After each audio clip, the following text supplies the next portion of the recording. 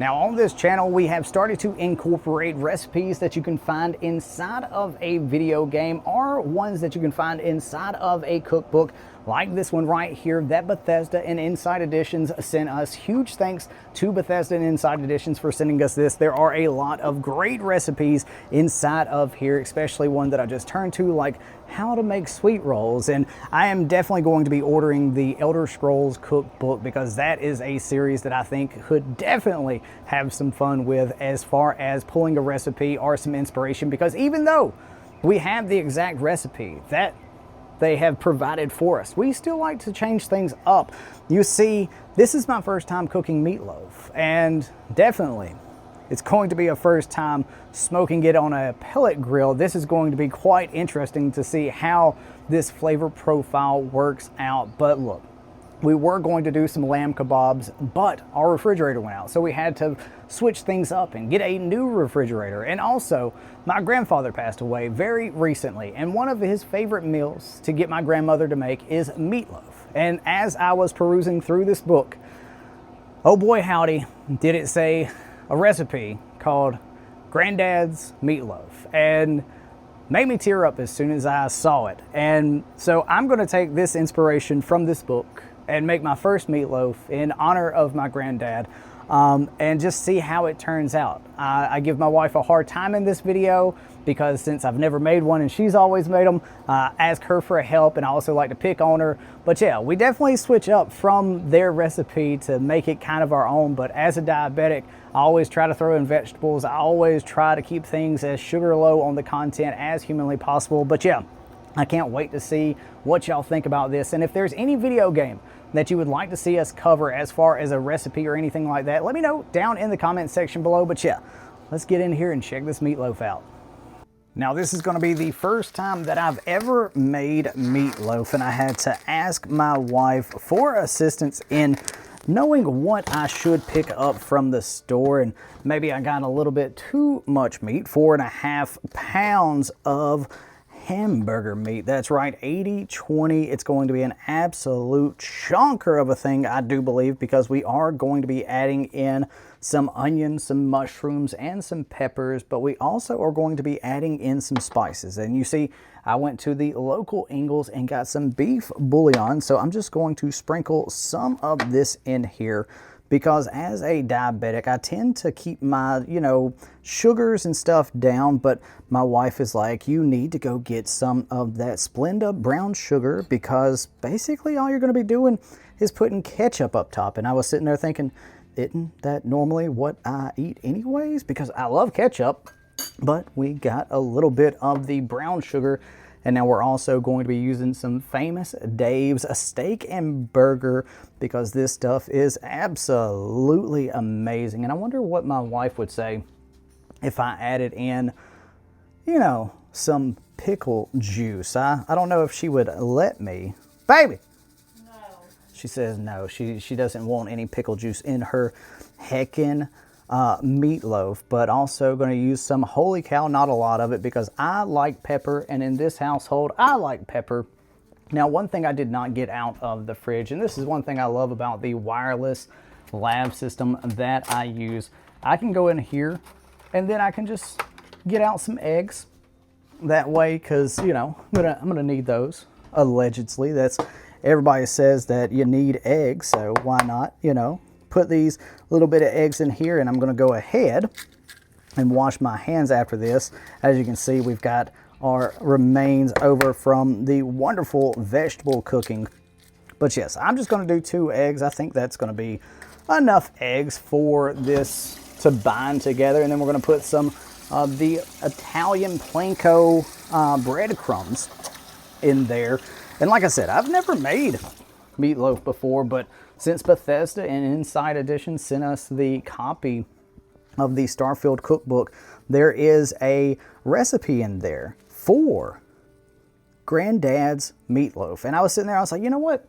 This looks like something that I would absolutely, positively love to make. We were going to do stellar kebabs, but our fridge went out, so we just got a new one. I didn't have really time to utilize or do anything with that. And now maybe I did cut up too many vegetables. Maybe possibly I did. But we're just going to see how this kind of turns out. Since it's my first one, it could be an absolute nightmare and a cluster, exactly what it's looking like right now.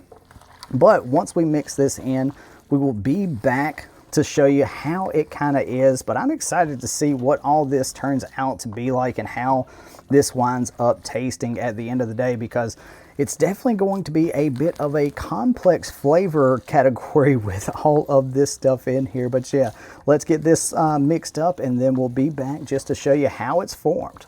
All right, so now she is all formed up and ready to get a glaze put on there. Now we are going to be smoking this at 160 degrees.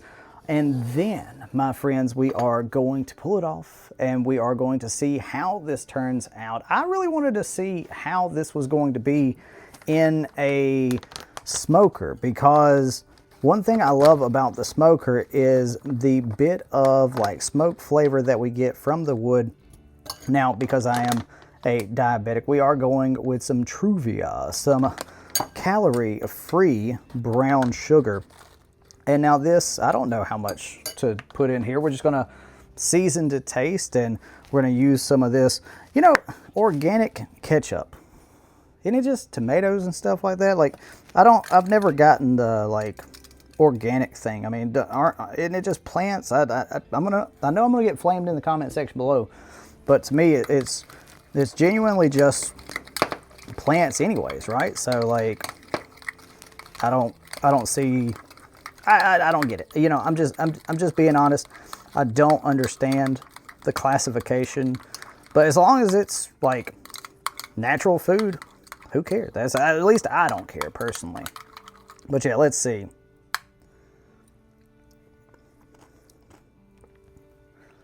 Okay, yeah, it's just sweet ketchup. Oh, it's sweet. I should have put that much in there. Good God. Oh, okay. But you know what? This is going to be good. This is going to be a thick boy glaze. And now one thing that's good about this right here in putting this on is that as it goes through the smoke cycle, this smoke will bind with this glaze that goes on top. And now I may be putting it on way too early, but to me personally, having it on there already makes a lot of sense, at least to my brain.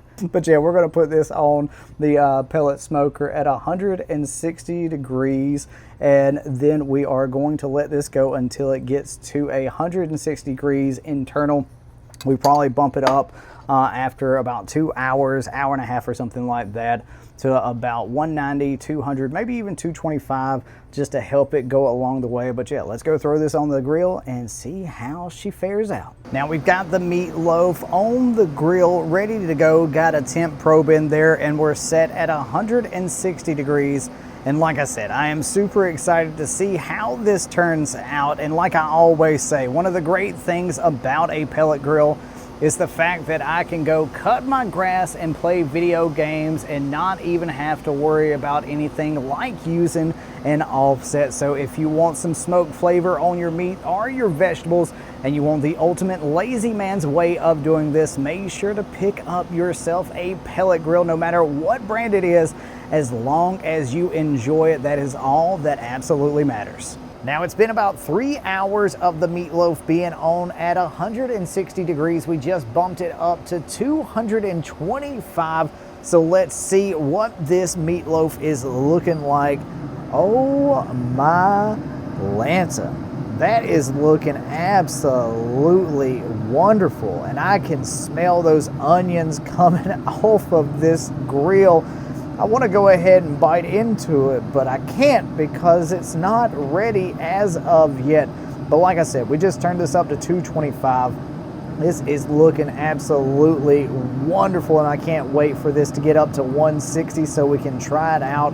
And I do wonder, since we've been smoking it so low for so long, how that smoke ring may appear in this meatloaf. But we'll check in just about an hour or two and see if it's ready.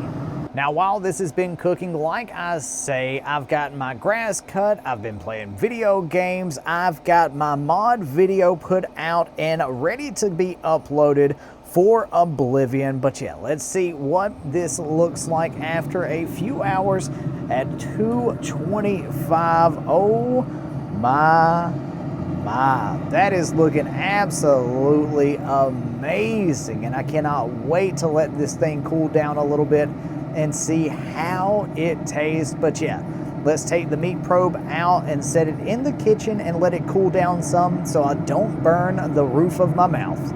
All right, now it is time to see how this turned out, and I want to come in and just do a mid-cross cut just to see how this is looking.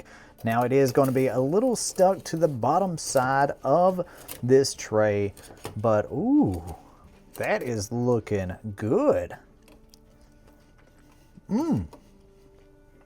I like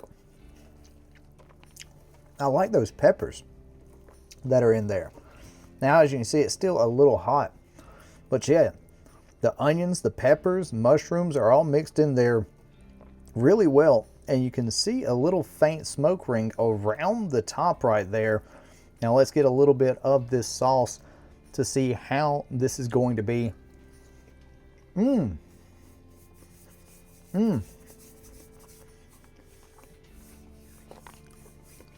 Baby, you don't want none of this. No, I don't think you do. I don't think you do at all. Yeah, if you have not made a meatloaf on a pellet grill yet, you definitely should. But oh my Lanta, this is looking so absolutely good. It's still hot. I'm